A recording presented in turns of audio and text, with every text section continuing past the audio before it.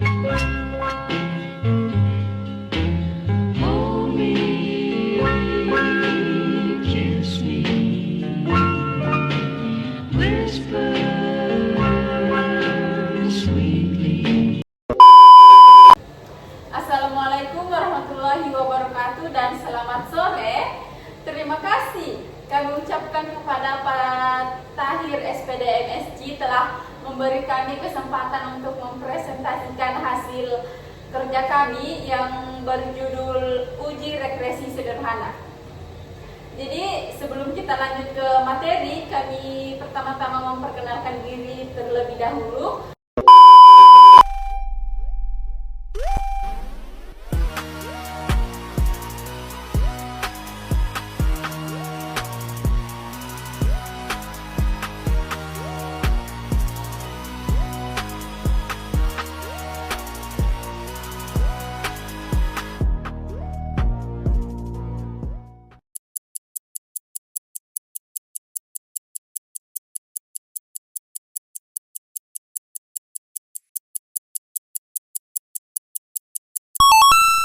Jadi materi pertama itu ada pengertian regresi linear sederhana. Regresi linear sederhana adalah metode statistik yang digunakan untuk mengetahui hubungan satu variabel bebas atau X dengan satu variabel terikat atau Y. Model ini digunakan untuk memprediksi nilai Y berdasarkan nilai X menggunakan garis regresi. Tujuan utamanya adalah 1. Mengetahui arah hubungan positif atau negatif. Kedua, mengetahui seberapa besar pengaruh variabel X terhadap Y. Ketiga, memprediksi nilai Y berdasarkan X. Model regresi linear sederhana mengikuti bentuk Y sama dengan A tambah B X. Materi kedua ada syarat uji regresi linear sederhana. Yang pertama adalah hubungan X dan Y harus linear. Hubungan antara variabel bebas dan terikat harus berbentuk garis lurus. Kedua, data berdistribusi normal, residual, selisih Y aktual dan Y prediksi harus berdistribusi normal. Ketiga, homoskedastisitas, varians residual harus sama pada setiap titik prediksi. Keempat, tidak ada autokorelasi, residual tidak boleh saling memengaruhi. Dan terakhir, variabel X dan Y harus berbentuk data numerik, tidak berlaku untuk data kategori. Oke, itu saja dari saya. Lanjut ke pemateri kedua. Sejarah regresi linear. Regresi linear pertama kali diperkenalkan oleh Sir Francis Galton pada abad ke-19 ketika meneliti tinggi badan orang tua dan anak. Kemudian, Galton menyebut fenomena tersebut sebagai regression toward the mean atau regresi menuju rata-rata. Kemudian metode ini dikembangkan lebih lanjut oleh Carey Pearson dan Ronald Fisher. Saat ini regresi linear menjadi salah satu teknik analisis paling dasar dalam statistik modern. Kemudian untuk rumus regresi linear sederhana, untuk model Y sama dengan A plus BXY sama dengan A. BX rumus untuk mencari nilai B. Kemudian B sama dengan N, XY sama dengan minus X, Y, N, X2 minus X, B, 2B sama dengan N, X2, X2. Untuk rumus A konstanta, A sama dengan Y minus B, X, N, A sama dengan N, Y, minus B. Oke, itu saja dari saya. Saya persilakan untuk materi ketiga.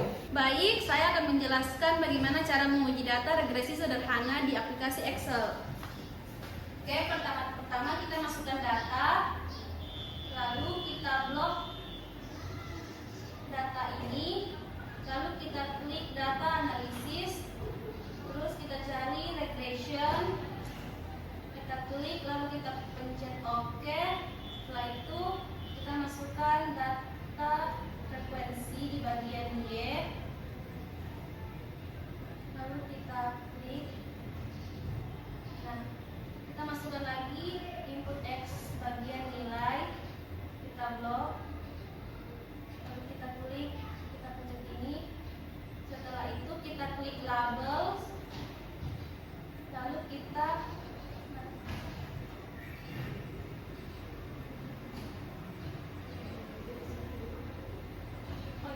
kita klik ini lalu kita tulis regresi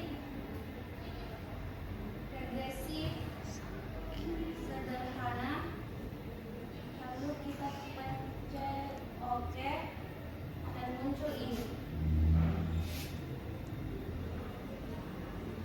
Jadi ini sudah jadi.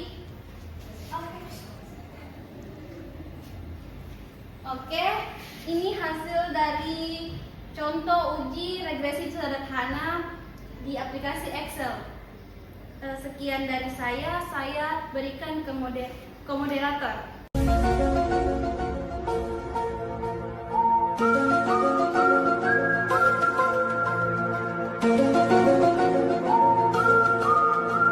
Oke, saya akan mempersilahkan kepada pemateri keempat. Baik, terima kasih untuk moderator karena telah memberikan saya waktu untuk memaparkan bagaimana cara menguji data regresi sederhana di aplikasi IBM SPSS. Jadi caranya adalah kita masuk di aplikasi IBM SPSS dulu, dan kita masuk di variabel view dan kita klik data X dan data Y. Setelah itu kita masuk di data view dan kita ambil nilai dan frekuensi yang akan kita uji. Nilai sebagai data X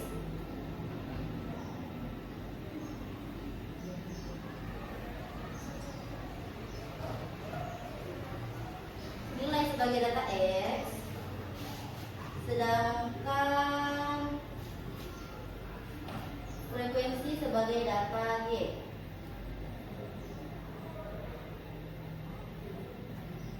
Nah, setelah itu kita klik menu Analyze di toolbar dan kita pilih regression dan kita pilih linear. Setelah itu kita masukkan data X di dependent dan kita masukkan data Y di independent. Setelah itu kita klik OK. Setelah itu inilah hasil uji data regresi di aplikasi IBM SPSS. Terima kasih. Itulah tadi cara menguji data regresi sederhana di aplikasi IBM SPSS. Terima kasih, saya persilahkan kembali atau saya memberikan kembali ke moderator. 3. Oke, terima kasih kepada pemateri hari ini. Jadi kesimpulannya adalah regresi nilai sederhana merupakan metode analisis yang penting untuk memprediksi hubungan antara dua variabel berdasarkan contoh data SPSS.